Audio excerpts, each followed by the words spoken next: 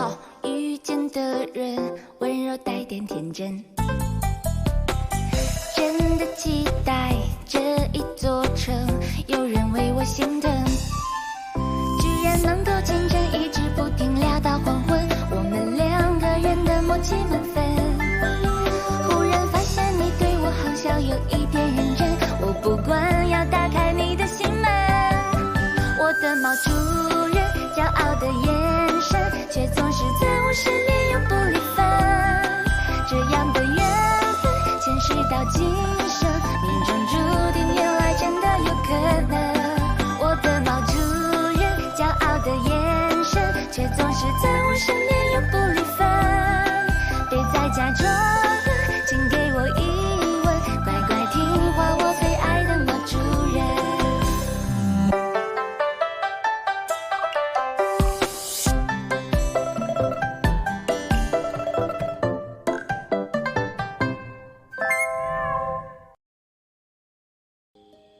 我之前并不知道什么叫做喜欢，但是我慢慢发现，你不在我身边的时候，我会变得很难过。然后你靠我太近，我也会手足无措。我看见你开心的时候，我也会开心。但是我看见你难过的时候，我会比你更难过。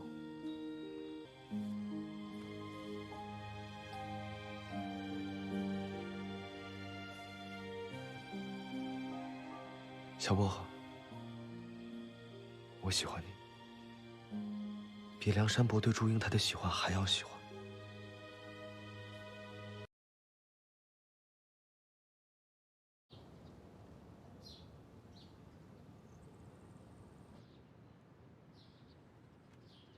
少将军，您真打算参加招婿啊？不然呢？可是，您可曾想过，您要是取得了白魂珠，也就意味着成为了公主的驸马。你兵书都是怎么读的？这叫做缓兵之计。再说了，大不了我赢了比赛，我命令你替我去跟公主成亲，不就行了？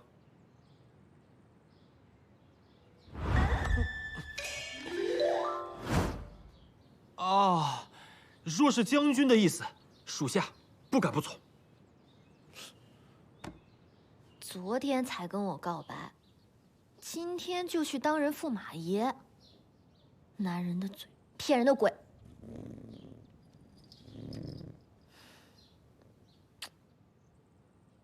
荣仔，你说那只猫是不是表里不一呀？表面上是去选婿，其实是为了帮我拿白魂珠，对不对？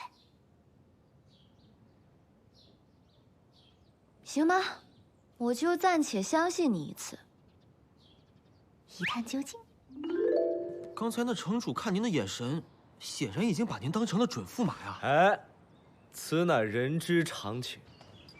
本将军魅力无边，试问天下哪一个父亲愿意错过将本将军招为乘龙快婿的机会？是，少将军无论在哪儿，都是最耀眼的存在。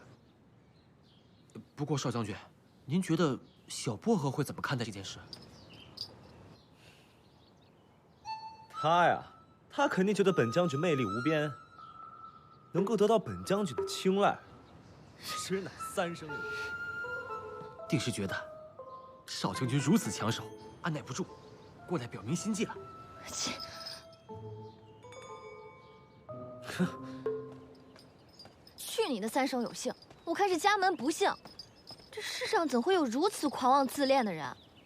哦，不对，是猫。枉我还以为他已经转了性。果然狗改不了吃屎，臭猫改不了偷腥。哼！唉，女人呢，贪得无厌。啊？她定是被我昨日的表白深深打动。她这是故作生气，只是为了再次体验这非凡的表白。不过呢，本王子说过，下不为例。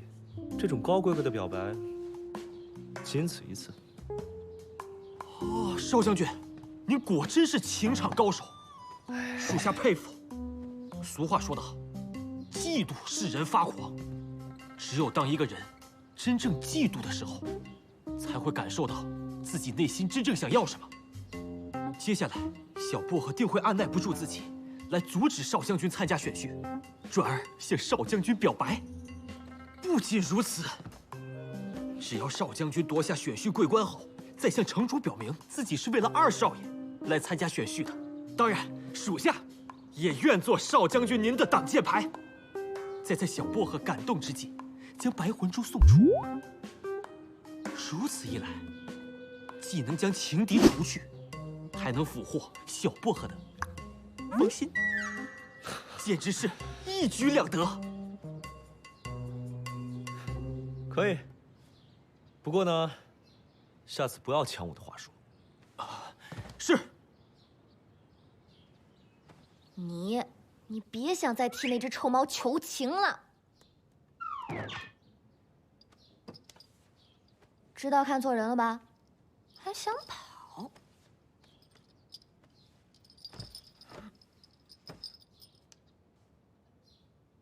信誓旦旦的说要帮我拿回白魂珠，还说要帮我找回哥哥，还妄想本小姐倒贴逢迎他，做他的白日美梦。本薄也靠自己也能拿到白魂珠，只不过我这女儿身怎么样才能去参加选婿呢？小薄荷在吗？二少爷，二少爷找我何事啊？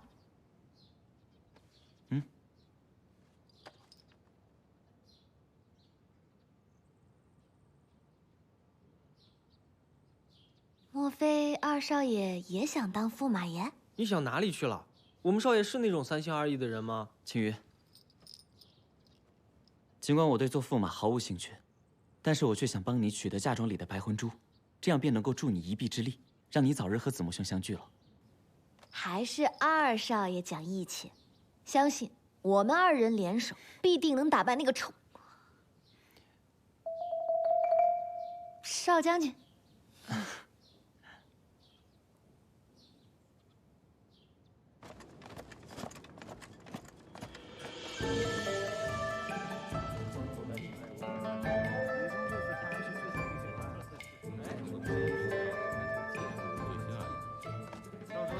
少将军，稍安勿躁，这才刚刚开始呢。我相信很快小薄荷便会按耐不住来向您表白，求少将军不要参选驸马，您就放心吧。少将军红光满面，看样子是胜券在握呀。呼延大将军大可不必跟我虚伪，我也懒得跟你敷衍。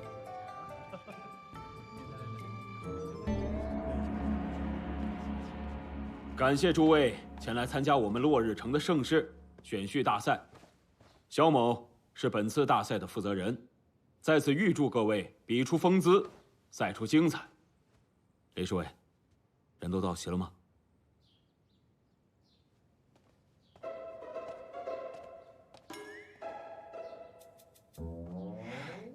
哎，来，看见没？果然不出我所料。最终，他还是遵循了自己内心的欲望。你说我等一下是想一想，还是直接答应他？我觉得都好。我也这么觉得。少将军，事情可能不像你想的那样。大哥，这次便由我来为小薄荷赢得白魂珠，不劳你费心了。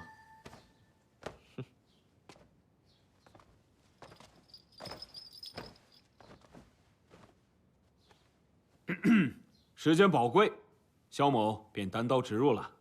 本次选婿大赛共3关，每一轮决出1名优胜者直接晋级，剩下的选手顺位晋级，末位淘汰。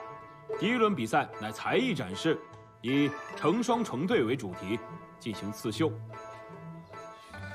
给大家1天的练习时间，明日4时比赛。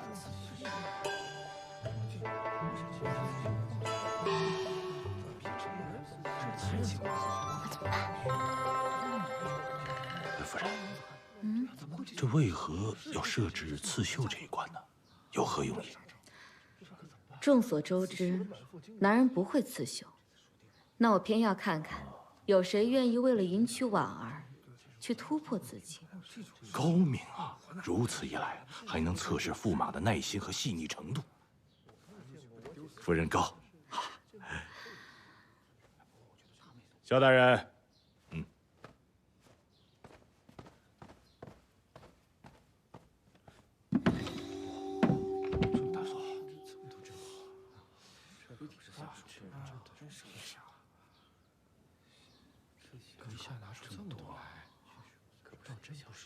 二少爷、小薄荷，你们看到白魂珠了吗？那些压箱底的东西，肯定在城主手中。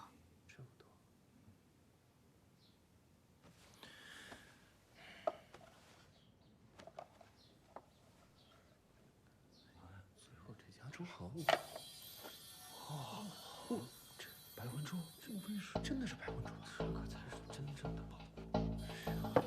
这个试纸拿出来，没有天狗的纹路，果然是跑出来了，真是了不得！真是手臂也太大了吧！此这一出戏，其他的就不算什么了。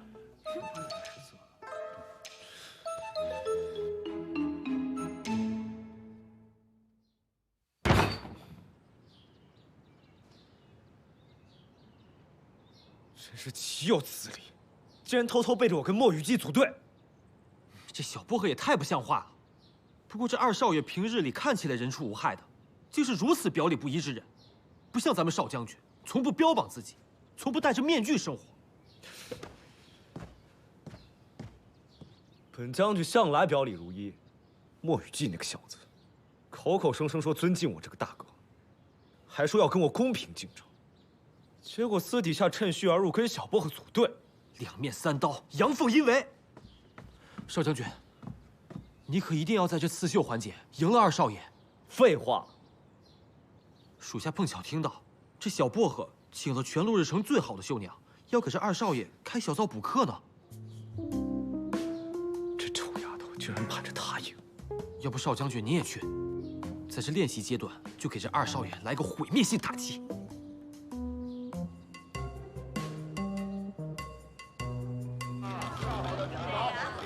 这绣春坊果然名不虚传，小薄荷有心了。我青山镇包打听可不是随随便便叫的。二少爷，你在这里学习刺绣，一定能一举多魁。好漂亮的小虎斑啊！这只猫跟你养的那只小酱油颇为相似呢。我的那只丑猫比它差远了。说谁臭猫呢？说谁谁知道。有些猫就是一副朝秦暮楚的自恋之相，那皮毛、那虎纹，杂乱无章，肆意生长，一看就是一只没原则的猫。没有原则？你带着他开小灶，说我没有原则？哟，少将军何必急着跳出来承认呢？我承认什么呀？是，我们是开小灶，总比有些猫偷听的好。怪不得方才洛风鬼鬼祟祟出现在二少爷房间门口。你少在这血口喷人！这绣春坊本就是落日城闻名，少将军乃是慕名而来，把偷听说的冠冕堂皇，我看就只有你了。两位公子的到来，真是让我们绣春坊蓬荜生辉。我们绣春坊的教学呀，那在整个落日城可是赫赫有名的。公子放心，包你们只需要1炷香的时间，就能入门。各位请吧。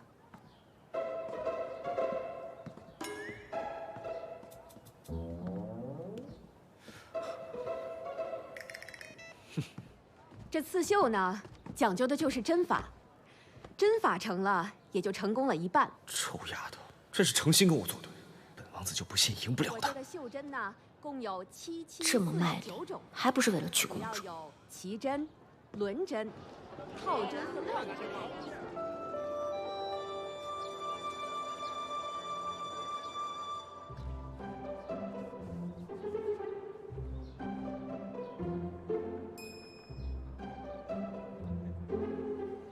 想不到二少爷不仅琴棋书画样样精通，连绣功也这么精湛。我从小跟在母亲身边，耳濡目染，不过只学得了皮毛，还需秀娘指正。装腔作势。哎呀，没想到少将军的绣功，竟是如此了得啊！区区刺绣，不足挂齿。我们少将军，可是能为了心爱之人，那是上刀山下火海，在所不惜。哼，风流成性。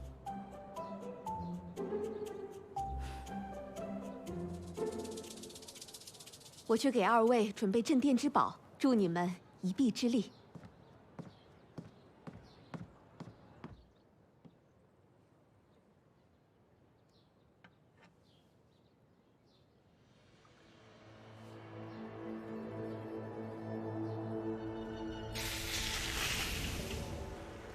二少爷真是蕙质兰心，针脚收得真漂亮。少将军果然是不拘一格，龙飞凤舞，气势磅礴。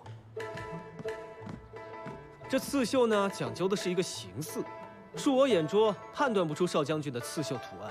哼，品味庸俗，自然体会不到我们少将军刺绣的意境。我们少将军下针如有神，可谓是灵魂绣手，百年不遇。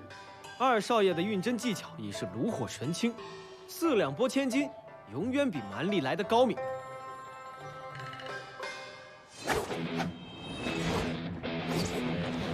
二位。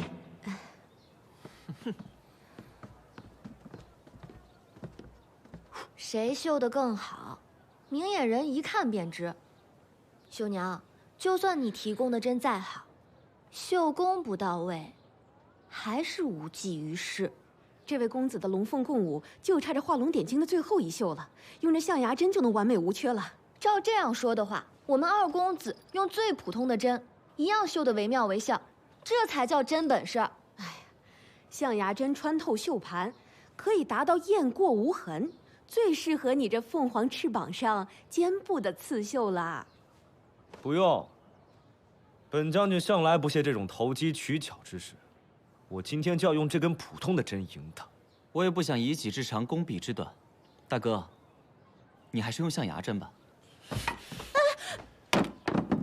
莫雨欣，你给我听好了，今天我就用这根普通的针，照样可以赢得你满地找牙。韩绣娘，你怎么了？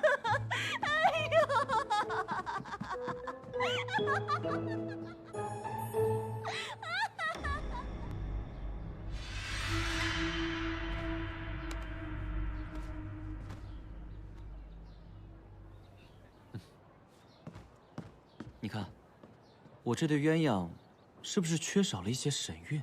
一定是绣线的问题。如果我们有7彩线，一定会事半功倍的。言之有理。那二少爷，你在这里好好磨刀，我去搞7彩线。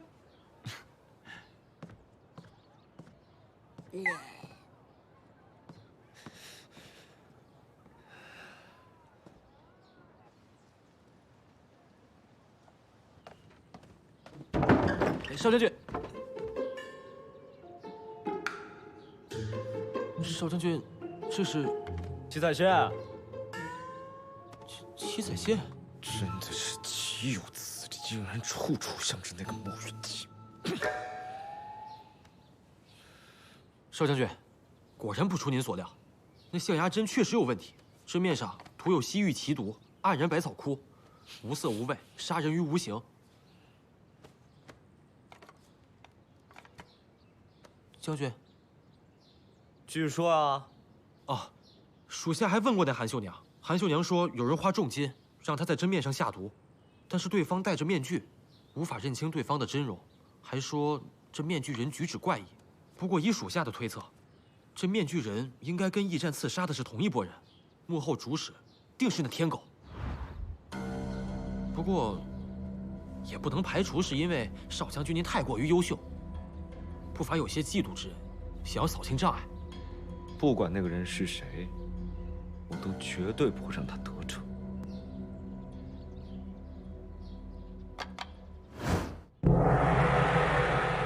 比赛开始。二少爷，加油！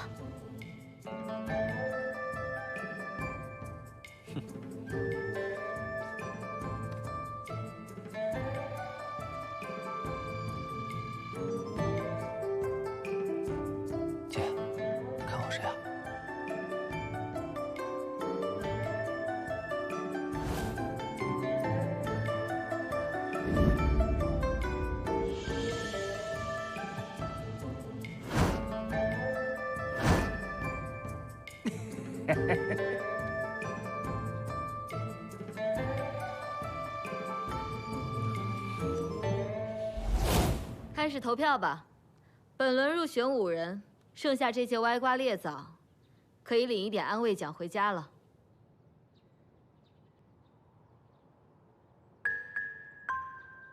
我投少将军这条龙。那你看这条龙啊，神情郁郁寡欢，站在这望岐石上，就像等待自己心爱的人千万年。啊！没想到这少将军平日里威风凛凛的，这心里还有这么细腻柔软的一面，难得。这条毒龙看似和题目有违，却恰恰体现了少将军独特的创意和构思。行了行了，你们这父女俩一唱一和的。飞德，你说。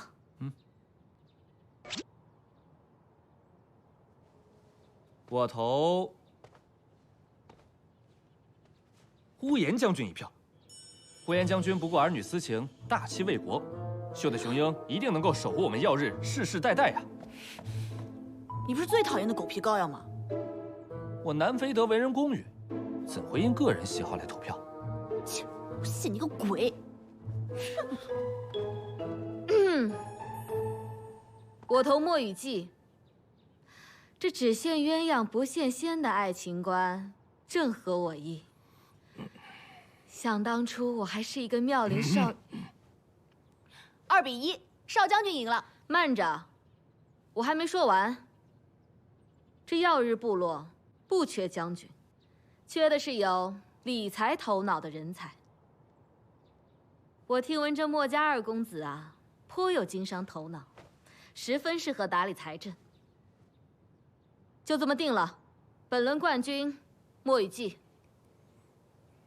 焦大人，你可以去通知大家了。是。母后，你不是说票数多者为胜吗？哦，忘了说了，我有1票否决权。父王，我也没辙。下面我来宣布比赛结果。本轮的优胜者是天离国莫府2少爷墨雨季。多亏了小薄荷带我前去绣房练手，我才能够胜出。那是2少爷心灵手巧。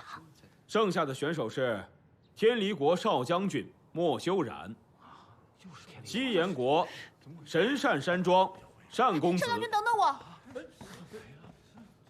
小肚猫肠。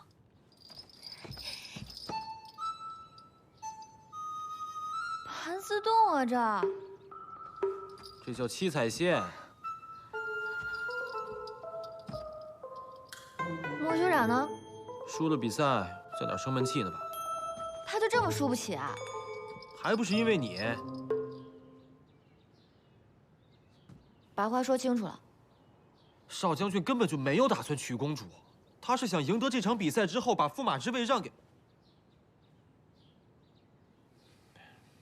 有缘之人。他想得到白魂珠之后，当做惊喜送给你。没错，少将军确实有时有点自恋吧，但是他对你的心意那是日月可见，只是不擅长表达而已。这臭猫嘴还挺硬的。我走啦。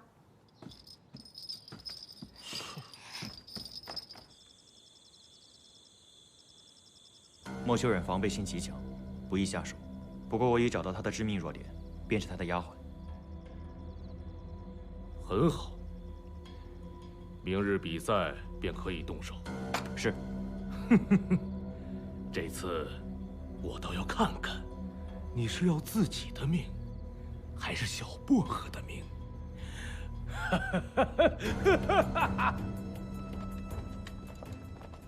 第2轮比赛啊，主要进行智力考察。在城主府内，一共有3样物品，分别是玉钗、木梳和步摇。提醒各位啊，城主府内的每一样物件都含有信息提示的作用，只要找到其中1样，便算通关。本轮比赛5进3，淘汰2人，辛苦各位。走吧，全兄，你我都是空跑一趟。小薄荷放心吧，有我在。有二少爷在，我放心。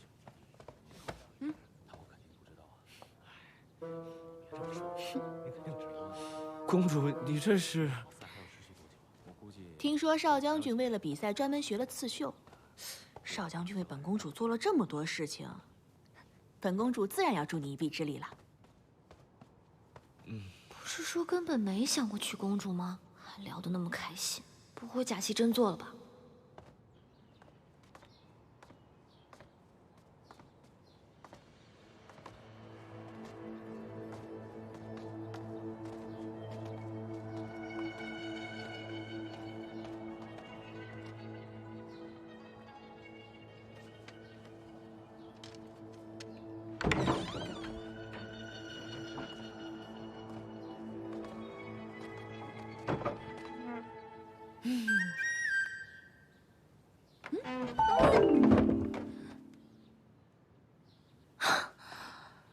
找东西就找东西，关上门。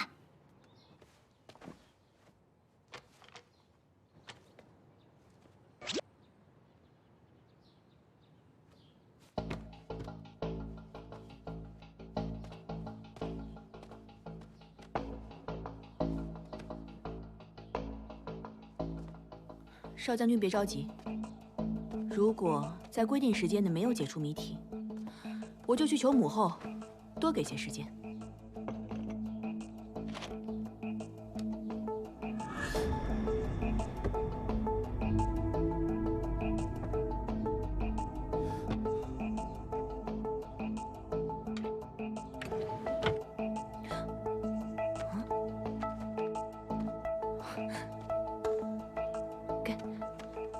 少将军翻到第8页，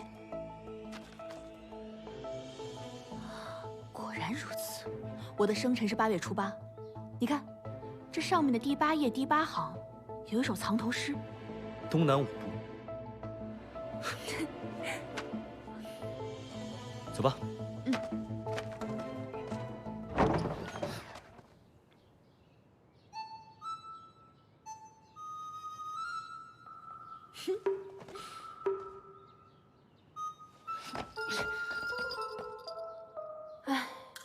有些人为了赢得比赛，真是不择手段呀。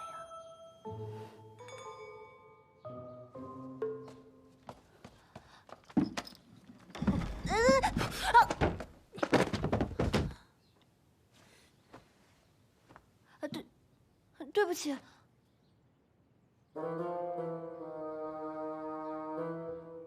没事吧？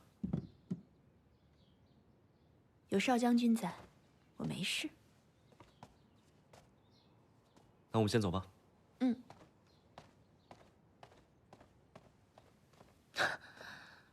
不是说根本没想过娶公主吗？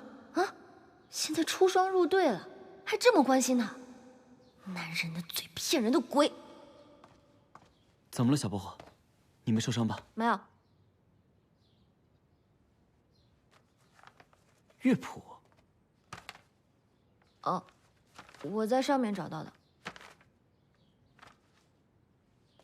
这首曲子描写的是黄昏的洞庭湖旁，雁群敛翅飞落。我知道了，小薄荷，我们兵分2路，你去这城主府里的乐器房，我去后院湖旁，定能找到线索。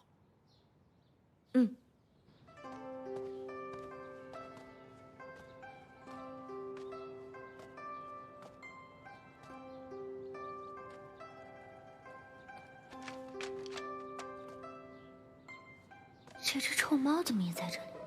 正好，找他问清楚。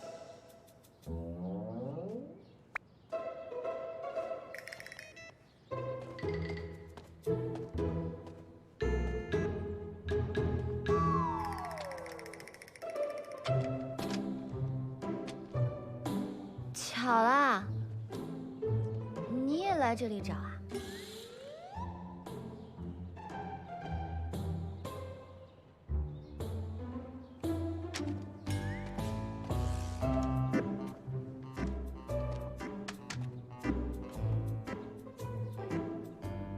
公主呢？越来越搞不懂这只臭猫在想什么。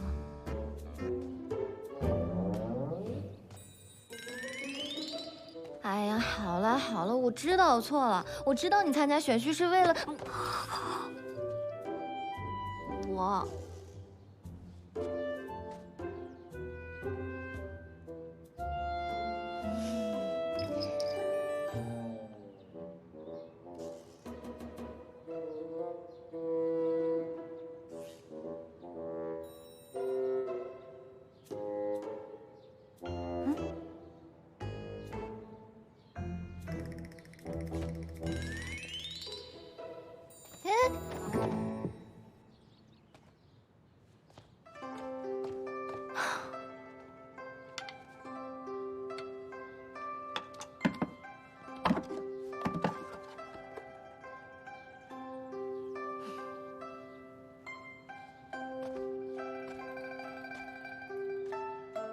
哼，自作多情。哼，看你能嘴硬到什么时候。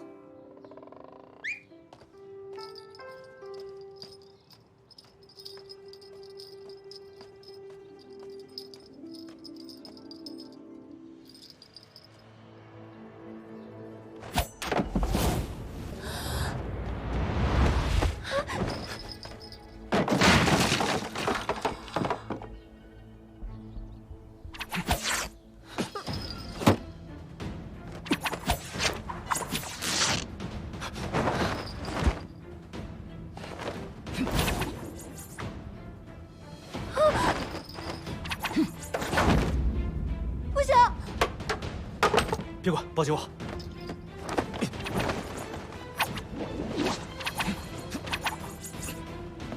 快，快！那边。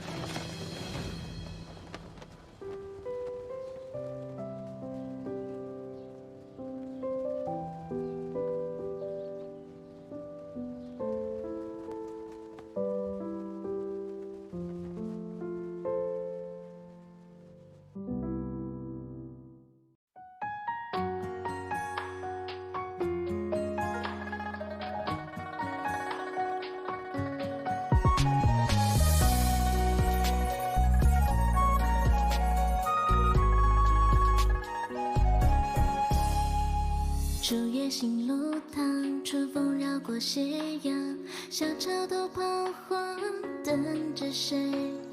微雨惹花散，听风铃流转，薄荷草云微，混芬芳。流沙黄鹂唱，地界七月成霜，响声银铃般绕花塘。南下雁归帆，绿水青波扬，湖心小船儿摇晃。良辰再与你同游南湖旁，绕满街角白头红花满房。奔波凝脂看秀颜染霓虹妆，等不及君眸如月光。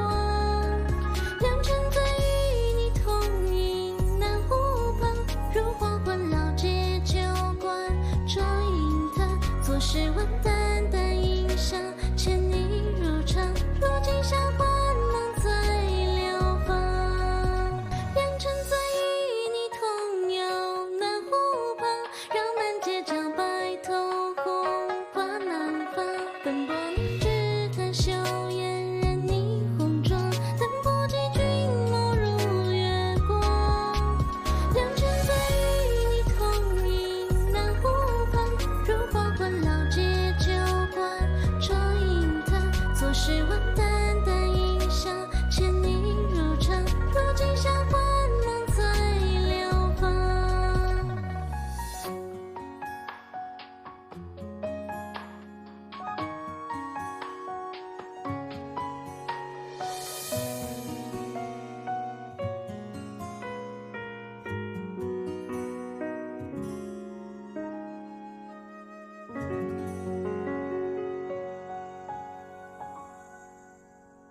听说少将军虽然是第一个取得步摇的，但是却摔碎了，怕是不能成功晋级了。这个天狗似乎对我们的一举一动非常的熟悉，他很有可能就潜伏在我们身边。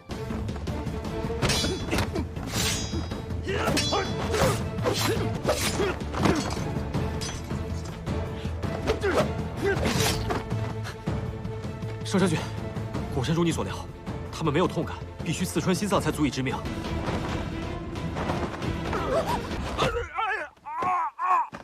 眼睛。